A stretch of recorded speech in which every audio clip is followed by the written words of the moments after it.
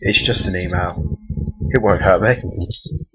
They're just words on a computer. I try my best to convince myself. I've been scared of chain letters my entire life. Voice forwarded them. But now I'm getting too old to believe in such silly things. I moved my cursor to delete, but no.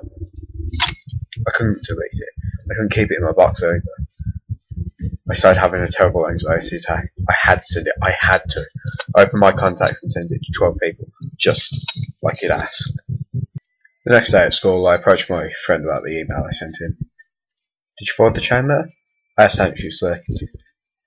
Once he procured his phone from his pocket and showed me the email I'd sent him. I could see that it hadn't been forwarded. Before, I had not read the whole thing.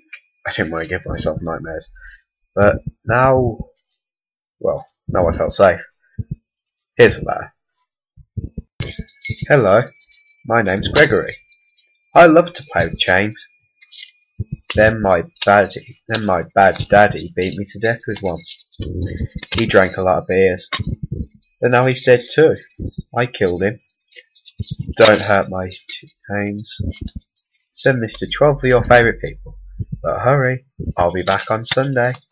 Love, Gregory. The letter was unusual for a chain letter. It wasn't particularly descriptive. It didn't feel as threatening as some of the other chain mail I've had before. But it scared me because my name is Gregory. And my dad died when I was younger. I was very worried for my friend. What if he died? What had I done? I didn't personally know all the people I sent the message to. I didn't care. I warned them anyway. All of them laughed at me. I ended up crying and running home. They could dine it up. It's all my fault. My fault. All of those poor people. They'll all die because of this stupid letter. I got to sleep last night. I was thinking of all the terrible ways this psycho would murder them. I asked my friend to stay over tomorrow night. I know we're getting kind of old for it, but I didn't want him to die. Maybe the killer will get confused when he isn't here. Yeah, that's it. What about the other people? Some of them are my friends. I just didn't want them to die. I think my mum would be worried if I invited them out. The whole neighbourhood to spend the night. I can't save them. I feel terrible. It's better to save one than none at all. My friend's coming over about 4 PM, so I prepared myself. I don't want to be defenceless if the killer comes. I took a knife from the kitchen block and hid it under my pillow. After he came, we were running around outside, then I suddenly tripped on it. A chain. It was old and rusted like it had been there for a long time, but I'd never seen it before.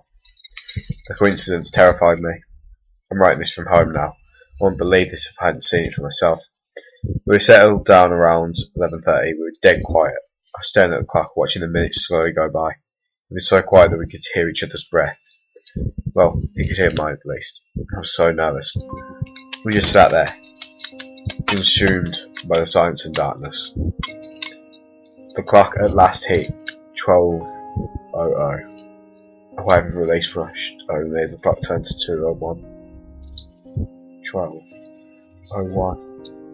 The door to my room flew open, and a large shadow stood in the doorway. A large man grabbed me and chained me to the chair in the corner of the room. What happened next I remember in vivid detail. I watched as he pinned my friend to the ground, ripped open his gut and pulled out his entrails. Cut off all of his limbs, finally his head. He used the knife to bore a hole through my friend's torso. And the man fed a length of chain through it. The chain was then locked together with a padlock. I watched as he casually exited the room with the torso, returning empty-handed. He picked me up and placed me in the back of his truck. Tied to the end of the truck was the chained torso. The man then drove around our town, mutilating, murdering, and chaining the torsos of the other 11 people I'd sent the letter to. And I was forced to watch all of it, driving along the roads. The bodies looked like chained up, fucked up wedding bells.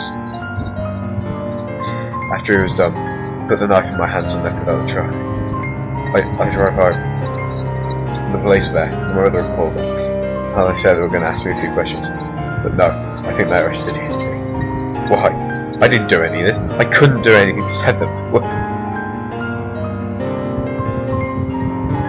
Police report. Suspect denies any involvement in murders. Forensic evidence and eyewitness accounts provide strong evidence that he is guilty of all 12 murders. Murders were committed in the early hours of December 5th. The suspect's mother has given us his journal. Proves mental instability. Looking into the journal, he reveals he believes that he was chained up while the murders were committed. Eyewitnesses saw no things and no chains were ever found. A mental evaluation will follow the hearing.